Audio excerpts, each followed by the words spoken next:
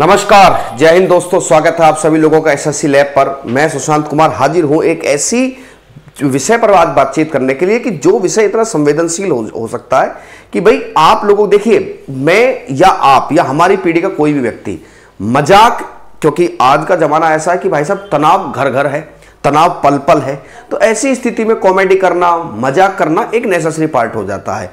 खासकर कई बार कहा जाता है कि देखिए भाई मजाक करना चाहिए, उससे ब्लड अच्छा रहता है। लेकिन अगर ये मजाक फूहड़ फने में कन्वर्ट हो जाए तो उसके बारे में आप क्या कहेंगे? ये मजाक अगर अश्लीलता में कन्वर्ट हो जाए तो आप इसको क्या कहेंगे? आप 100% इसे बदतमीजी और छी कहेंगे कि नहीं, हमारी आंखें शर्म से झुक जाएंगी। और मेरा मानना ऐसा है कि ऐसी कॉमेडी जो आपको अश्लीलता में धकेलती हो, वो आपको नैतिक, मानसिक और शारीरिक तीनों रूप से पतन के तौर पर ले जाती है। क्या है पूरा वाक्य, क्यों आज मैं इस बात को कर रहा हूं? मेरी बात को बहुत ध्यान से सुनिए। इसमें कुछ लेसन है, घटना है, लेसन है, और ये पता चलेगा कि हम सोसाइटी बेसिकली हमारी जा कहां रही है। कल एक इत्तेफाक बताता हूं कि मैं जैसे कल हिस्ट्री क्लास चल रही थी तो एक स्थिति आई कि महिलाओं की स्थिति ऋग्वैदिक काल में क्या थी। बच्चों ने बड़े अच्छे शानदार कमेंट की। मैंने बताया कि उस समय सबसे बेहतर स्थिति थी।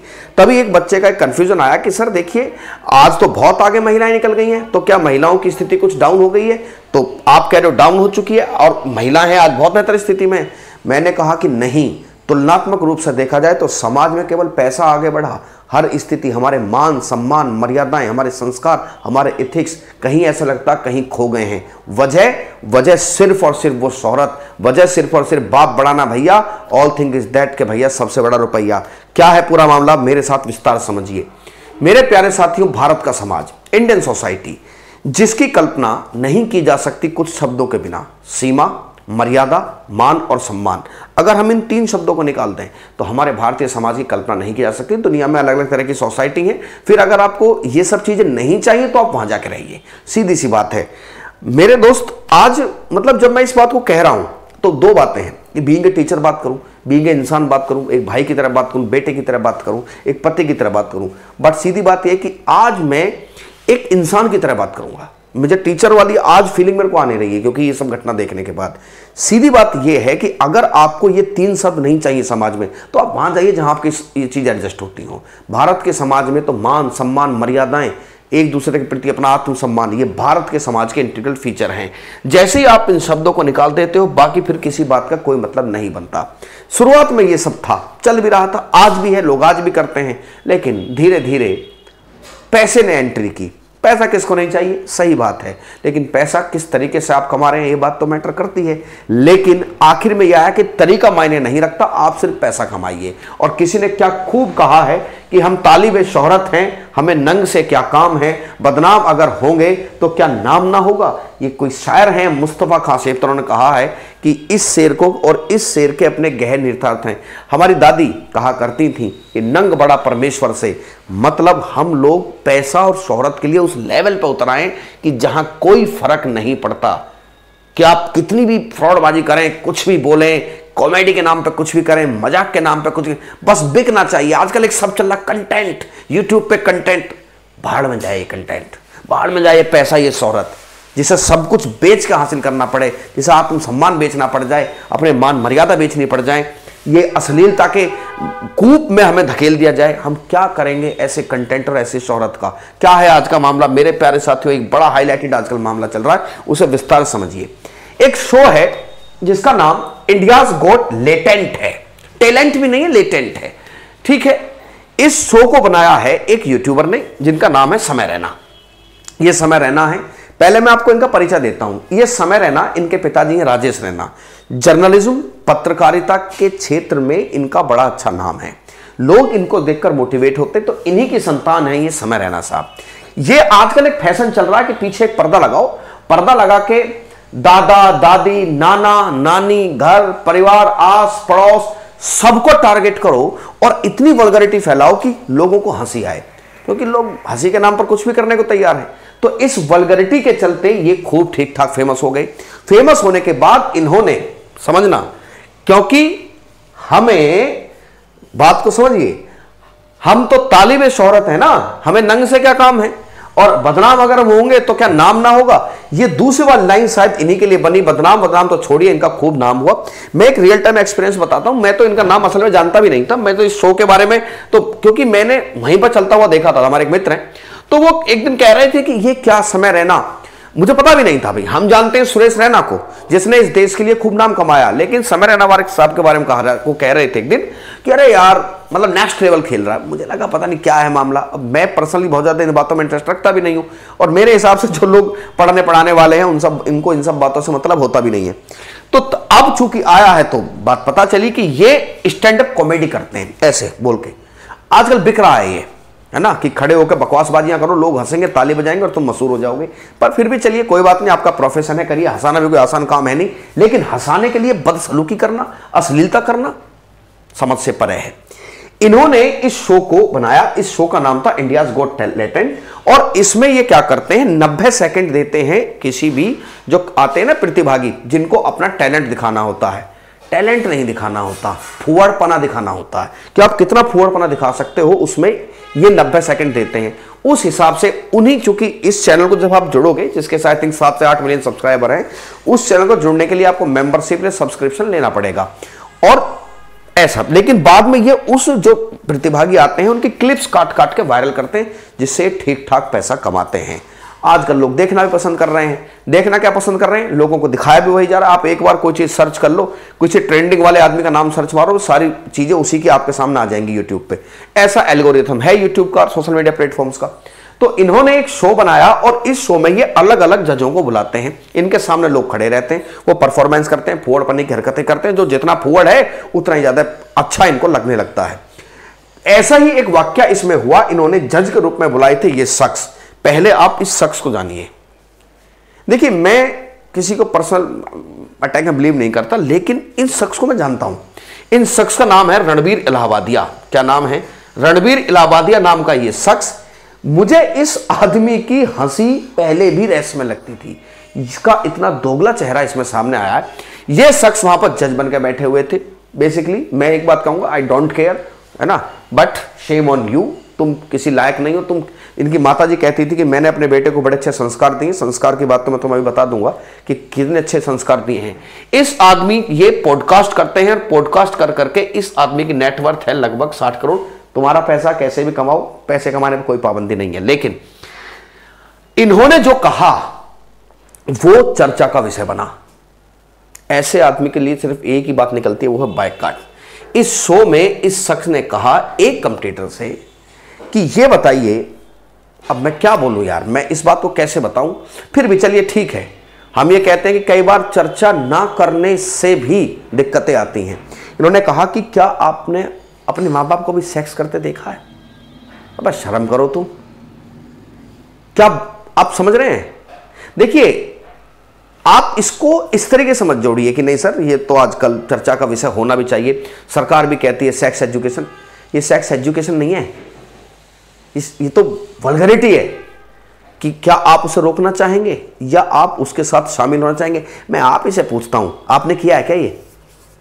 क्यों साहब, जिस चीज को तुम पूछ रहे हो क्या आपने किया है क्या कभी? भाई वाह, सैल्यूट है तुम्हारी सोच को। इस शख्स के इस प्रश्न ने किया, हालांकि पास में बैठा ये शख्स समय रैना, लोग ये कह रहे हैं कि इसको रोका गया, लेकिन रोका तो क्या गया, बाद में सब लोग तालियां बजा के हंसने लगे। ये सोसाइटी का लेवल है। बाद में चूंकि 8 तारीख की घटना है, उसके बाद इसी क्लिप को काट के वायरल किया गया। वायरल हुआ तो ऑब्वियस बात है, जो है बहुत रिएक्शंस इसके निकल कर आए। भाई सीधी सी बात है, ये कह क्या रहा है? ये तो एक रणबीर इलाहाबादिया का स्टेटमेंट जब ये वायरल हुआ तो अंदर की परतें खुलती चली गई।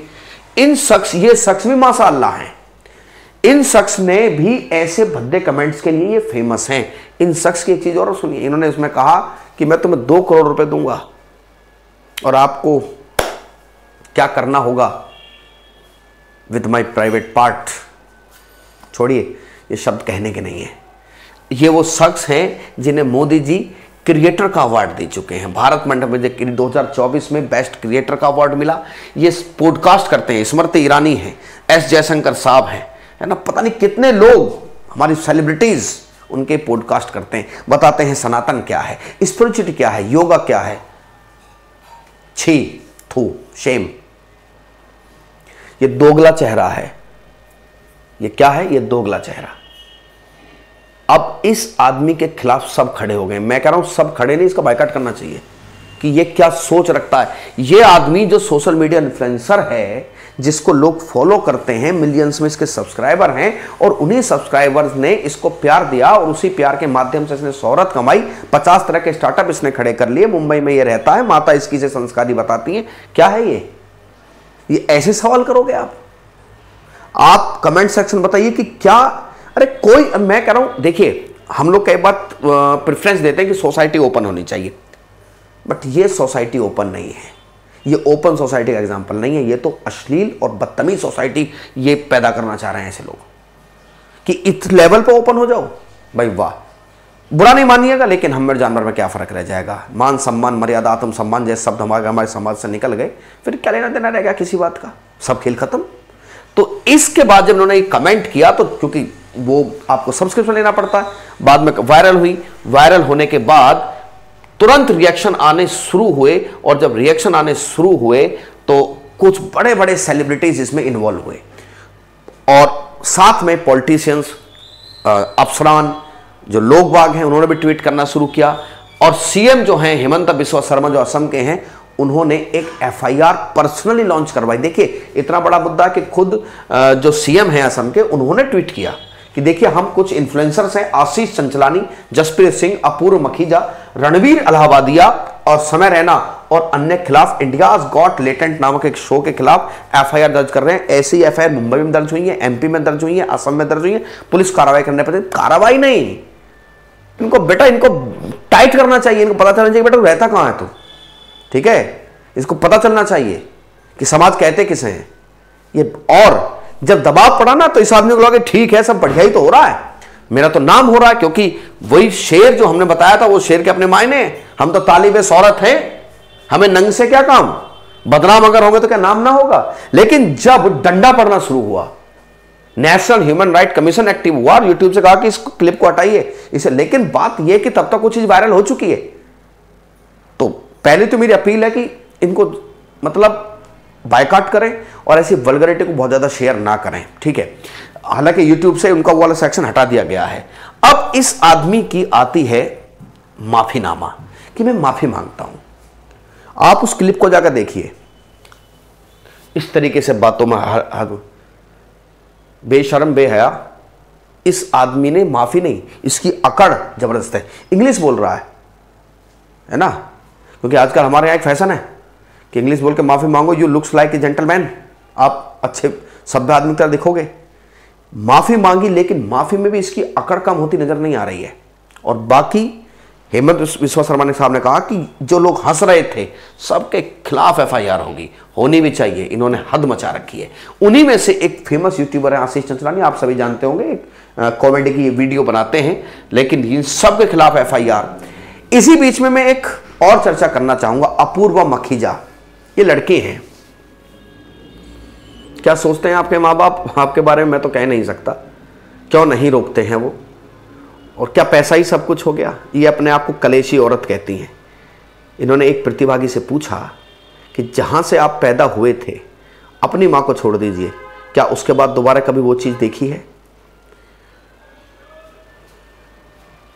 क्या बोलें, यहां आके गड़बड़ हो जाती है। क्यों हो जाती है? कि भाई हम हैं टिपिकल सोसाइटी वाले लोग, हमें तरक्की पसंद है, हमें तरक्की पसंद है सोच में, आधुनिकता, टेक्नोलॉजी। क्या ये तरक्की है साहब? दिल पे हाथ रख के एक बार बताइए, क्या ऐसे भद्दे शोज चलाना, अरे क्या हो रहा है? आज तो मुझे मतलब मौका मिला, लेकिन इनका मैं हमेशा से विरोधी रहा हूं। मैं दो चार चीजों को और भी जानता हूं कि जो आजकल चल रहे हैं, इतना इन्वॉल्व किया हुआ है बच्चों का, बच्चे बेड़ा गर्क कर दिए इन शोज ने। लोगों के पास अगर लक्ष्य है तो इन सब शोज की तरह बनने का, उनकी तरह बनने का नहीं जिन्होंने इस देश को आगे ले गए हैं। ये देश को आगे ले जाएंगे। इनका मुझे एक आप कमेंट सेक्शन में उत्तर बता दो कि इनका हमारी सोसाइटी में क्या रोल है। मुझे कमेंट करके बता दो कि इन्हें हम क्यों झेलें, इन्हें हम क्यों प्रमोट करें। Tell me single reason. कि इन्हें हम क्यों झेलें, और मुझे यह बताइए कि इनसे हमारे देश का क्या भला होगा। ये कलेशी औरत जिनका ऐसा सवाल, औरत,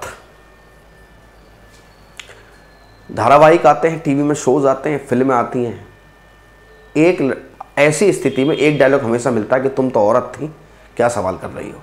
कि नहीं सर, ये ओपन थिंकिंग है। नो, आप भी जानते हैं it's not the open thinking, ये खुली सोच नहीं है मेरे भाई। इसे तुम सोचो और मुझे बताओ कि क्या एक खुली सोच क्या है। पढ़िए, लिखिए, आगे बढ़िए, क्या फर्क पड़ता है आप क्या है क्या नहीं। अगर ये खुली सोच है तो फिर ये क्या है। बहरहाल सबके खिलाफ मुकदमे दर्ज हो चुके हैं। मैं डिमांड करूंगा कि भाई साहब ऐसी मिसाल पेश की जाए कि इनको पता चले कि इन्होंने कहा क्या है। इन पर 2 तरीके से कार्रवाई होगी। बीएनएस से भी कार्रवाई संभव हो सकती है जो सेक्शन 74 है, और आईटी एक्ट ये कहता है कि शायद इनको 3 साल जेल अगर प्रूव हो जाता है तो और 5 लाख रुपए तक का जुर्माना अगर साबित हो जाती है बात, तो ये जज के ऊपर डिपेंड करता है कि वो इन्हें जेल भी भेजे और इन पर जुर्माना भी लगाए। लेकिन इसमें कठोर कार्रवाई की सख्त आवश्यकता है। बहुत सारी सेलिब्रिटीज इसमें इन्वॉल्व हैं। लोग ये भी कह रहे हैं कि इस मसले को हम संसद भवन में उठाएंगे क्योंकि मोदी जी ने इस यूट्यूबर को अवार्ड दिया है, तो संसद में उठाने का मुद्दा बनता। चलिए, वो एक राजनीति है, लेकिन एक ऐसा लेसन इन शख्सों को मिलना चाहिए, इन्हें पता चले कि ये देश की भावनाओं से खेलने का क्या नतीजा हो सकता है। उम्मीद करता हूं जानकारी आपको रोचक लगी। आप ये क्या है, आप इन शोज के बारे में और 2-4 शोज के नाम लिखिए, मेरे मुंह से क्यों कहलवाना चाहते हो। आप भी लिखिए कि साहब ये हैं वो जो गंदगी परोस रहे हैं।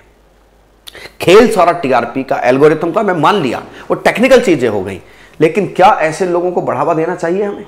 उम्मीद करता हूं आप मेरी बात समझ गए होंगे और कमेंट सेक्शन में आपके बात का मैं इंतजार भी करूंगा। अलविदा लेता हूं। जय हिंद, जय भारत और सभ्य भारत।